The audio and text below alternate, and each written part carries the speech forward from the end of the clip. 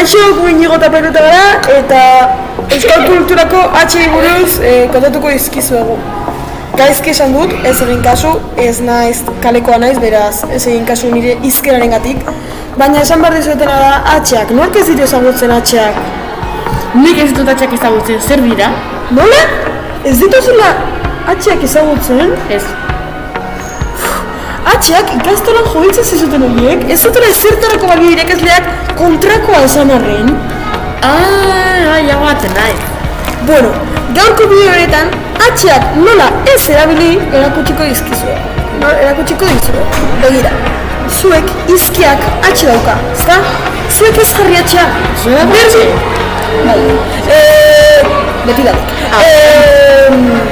Begira, H-ak ez dute zertarako balio. Berdin pronuntziatzen da, eta dena berdin esaten da. Bai, ezin nigo. Bai, bakarri da ustiatzeko. Ez du gehiago jazteko eta jazta. Zauten edakarleak asmatasunak ere ez dago oso ondo. Ez dago oso ondo burutik, bakarrik da gaztean entzako balio egite, eskarantzako zizaidak balio. Gaztelaren zau, oso. Bai, txai. Eta gaztelarietako ere gutxi balio du, beraz. Ja, bakarrik txarako.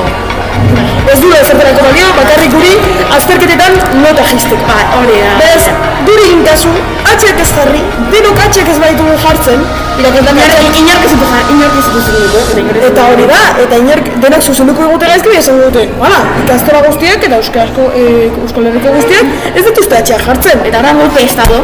Orduan golpe de estado badukiko dugu, eta orduan ezin dugu. Izango ez presidente. Hori da, bera presidentea bihurtuko da, bera metxetamaiak bihurtuko da. Beraz badakizue, H-ak ez erabili.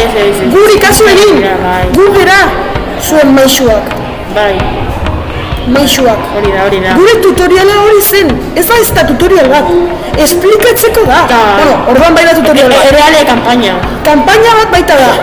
Guri H-en kontra. Aupa.